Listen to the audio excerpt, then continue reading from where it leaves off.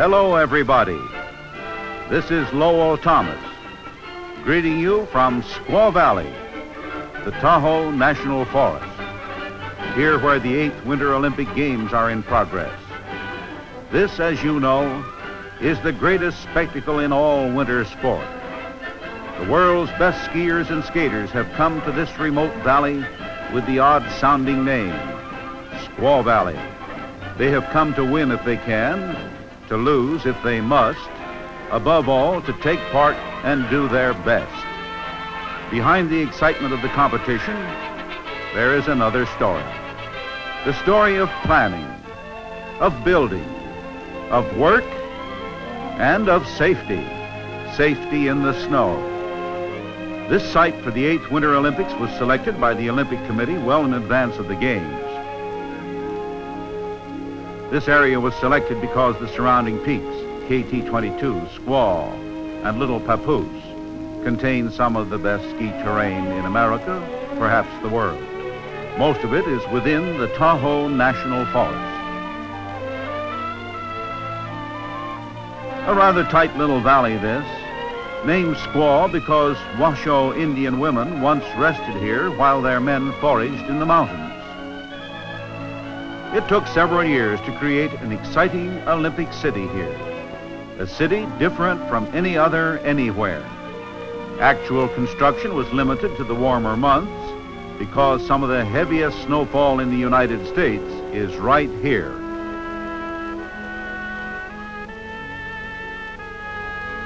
Plans included a great arena to seat 8,500 people, 2 spectator centers designed with 9 sides to afford great expanses of windows, a village to house and care for some 800 athletes, race courses, skating ovals, ski lifts, and a most unusual parking lot made of sawdust and snow, and it worked. Many organizations and individuals cooperated with the Olympic Committee in this enormous venture. These included, among others, the state of California, the National Ski Patrol, Willie and his gallant men, and meeting its land management responsibility, the United States Forest Service. The men of the Forest Service saw to it that the natural forest setting was retained, not only for the sake of beauty, but for safety reasons as well. This slope is subject to strong crosswinds. A jumper can have perfect control of himself, but not of his environment. The trees, they are here to protect him, for a gust could endanger his life if it were not for the forest windbreak.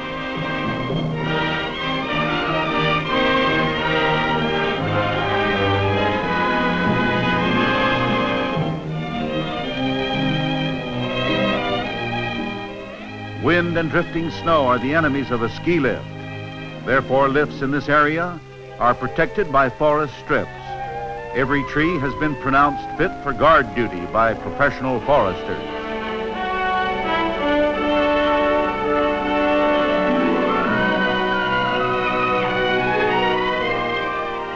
Snow safety, most important words.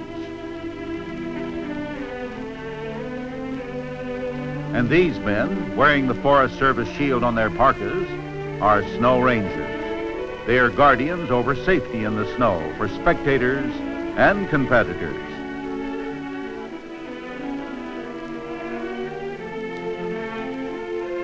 They have developed a snow safety plan.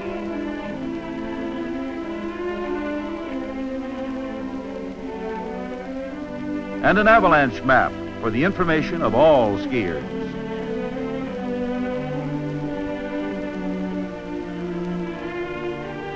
Hazard forecasting is a key step in the safety plan. Here an anemometer measures wind force. These slopes near the top of Squaw Mountain, so good for skiing, have quite a history of destructive avalanches. The rangers, alert for evidence of dangerous conditions, remove an unsafe area from use.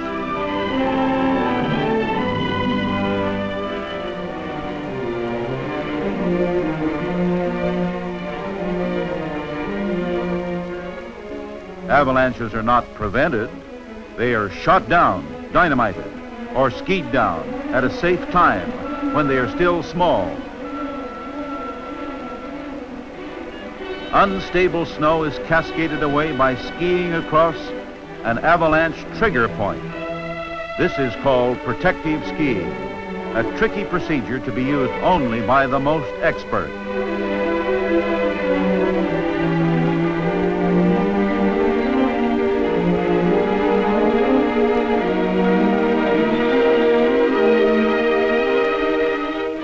Sierra storms create conditions that require a closer watch by the snow rangers.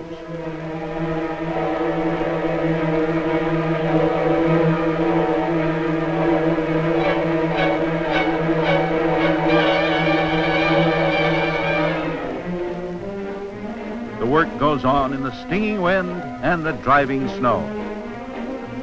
These men are skilled in the business of snow safety. Behind them lie many years of managing and keeping safe the winter sports areas in national forests right across the country.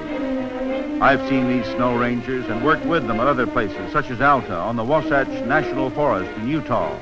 That's where the avalanche control work of the Forest Service started.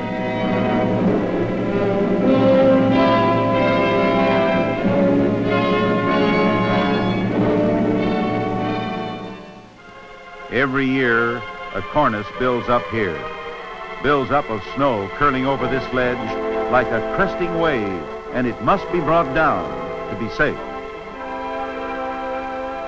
Explosives placed by hand have proved effective. The safety rope could be a lifesaver for the ranger.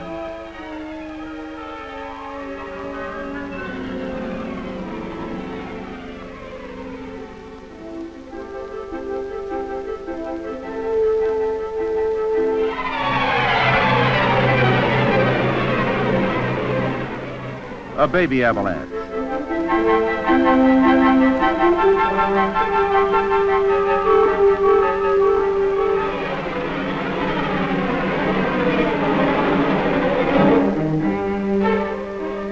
A bigger baby.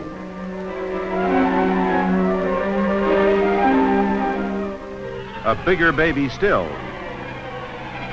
Some of those chunks weigh around 2 tons.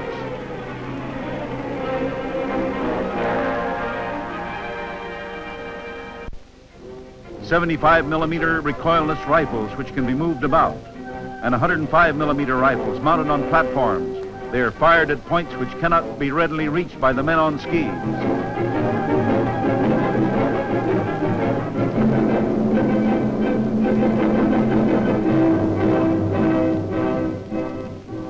Bit by bit, the avalanche hazard is blasted away.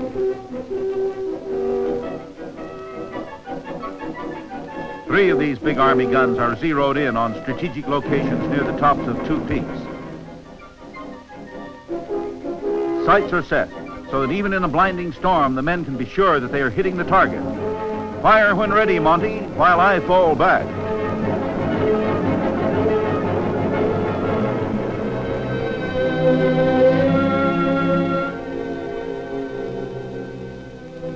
When control action is completed, then slopes and race courses are safe. Thousands of people arrive for the opening of the games. They come over new highways by car and by bus.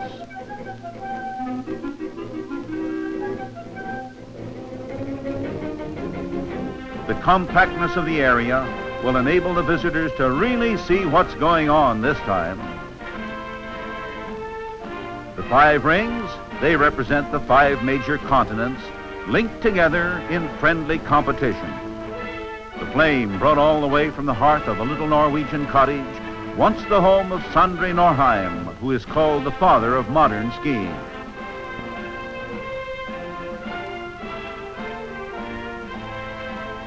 Teams from 30 countries are here.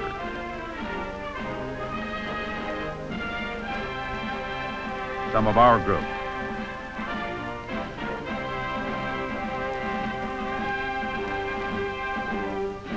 Colorful pageantry is a traditional accompaniment to the games. An athlete from the host country has the honor of pronouncing the Olympic oath. In the name of all competitors, I swear that we will take part in these Olympic Games, respecting and abiding by the rules which govern them, in the true spirit of sportsmanship, for the glory of sport and honor of our country. Doves of peace fly overhead, or are they pigeons?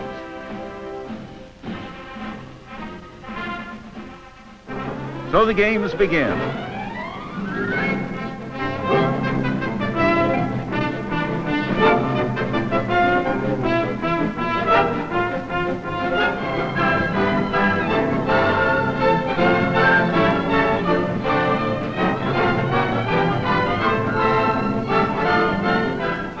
The ladies' KT-22 downhill course designed to include enough bumps, turns, and sudden drops to give plenty of interest to this race.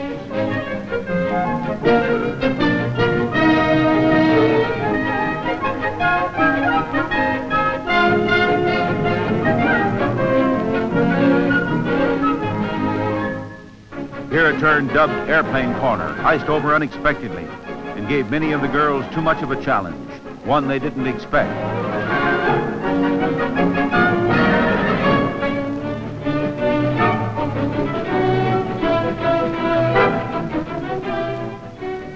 Many of them lost the race right here.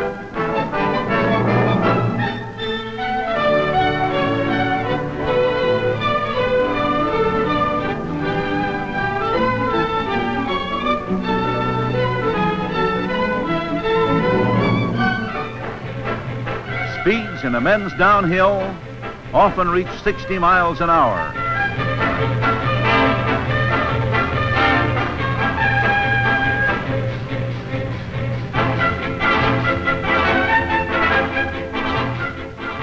The slalom demands more pure technical skill than any other event.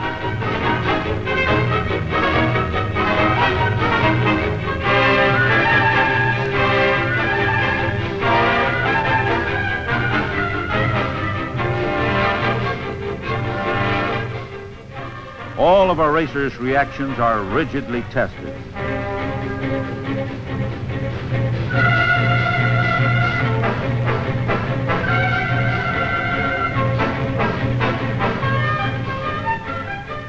The race is run in 2 heats through a complicated series of combinations. Anyone willing to climb a mountain and stand in the snow can see the race.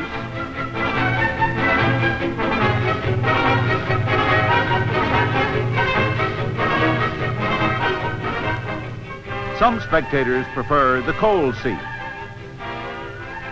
This is for the birds.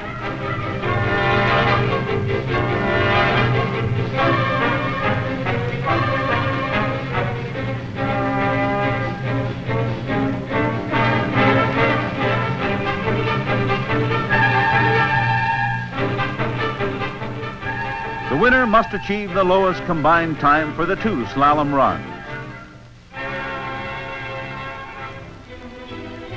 Cross-country racers are incredibly tough. They run from 18 to 30 miles over the snow on their thin, light skis.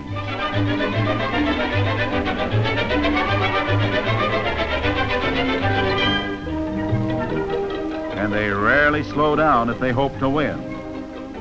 A lonely race. Even the most seasoned athlete has to have plenty of courage and determination to get him across that finish line. The combination of the skills of both hunter and cross-country skier is required in the biathlon.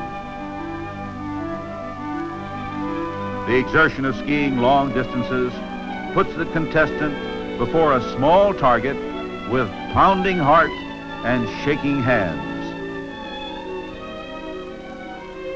Every missed shot adds a penalty of 2 minutes to his running time.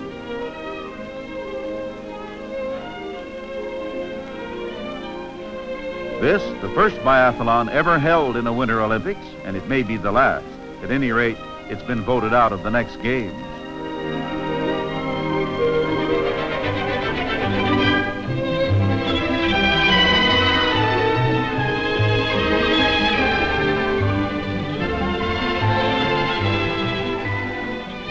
This is hardly a spectator sport.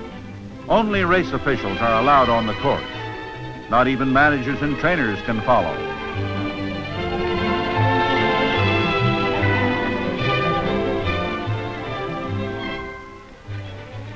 Spectators gather at the speed skating rink.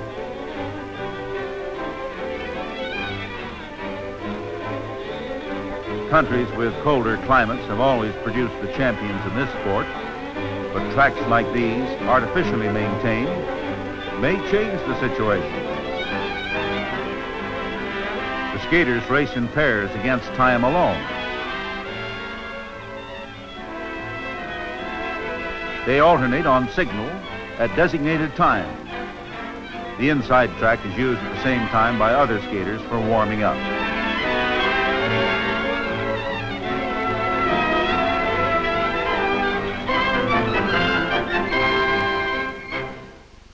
Thrilling ice hockey inside the arena. This has been called the fastest game on Earth, extremely popular because of its speed and action.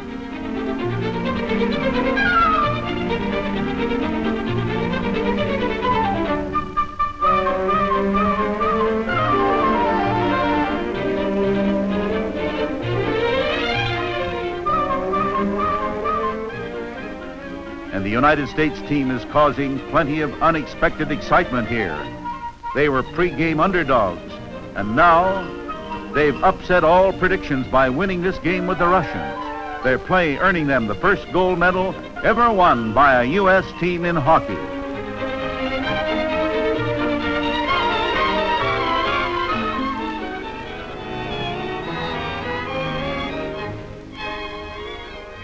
And the winning performance of the undisputed queen of figure skating, Lovely Carroll.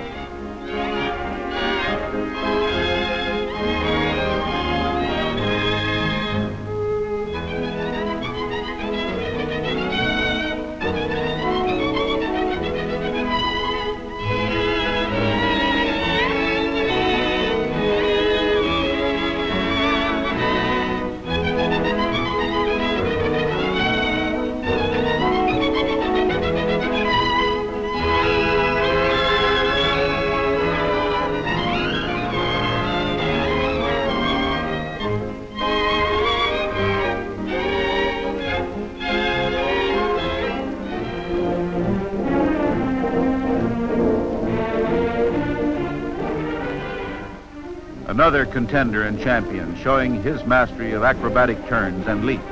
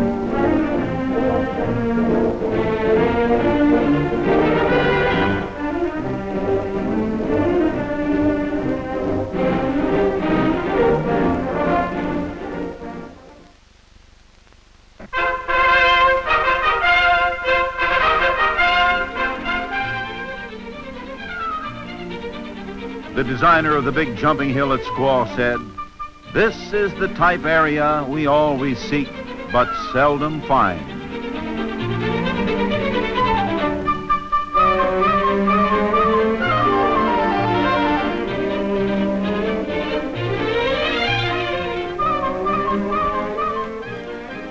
The jumper's crouch reduces air resistance. He soars forward, seeking the flight position that will give him the most distance. The forward lean is kept as long as possible. Skis and body become airfoils.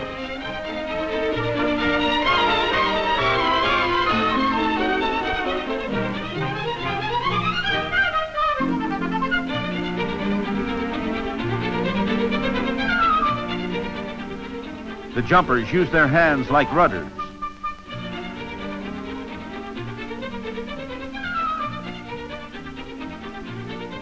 The shock of landing is absorbed with bent knees, one leg ahead for stability.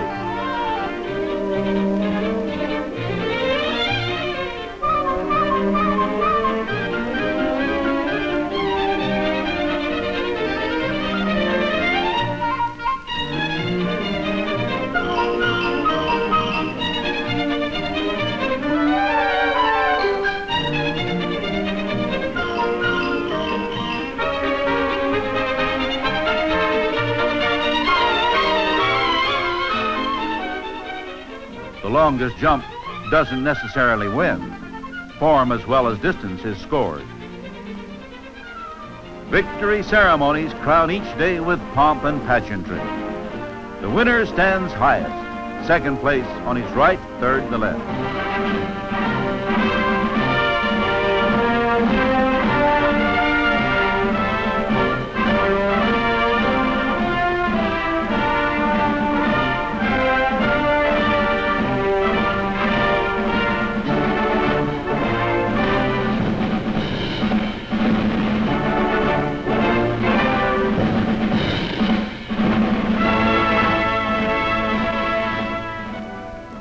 So the days pass far too quickly and the grand spectacle is over.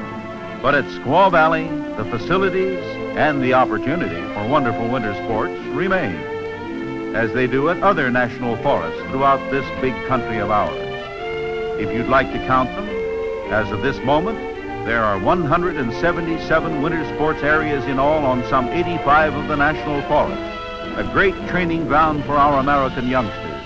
I've been to most of these myself, and they are, well, they are indeed magnificent.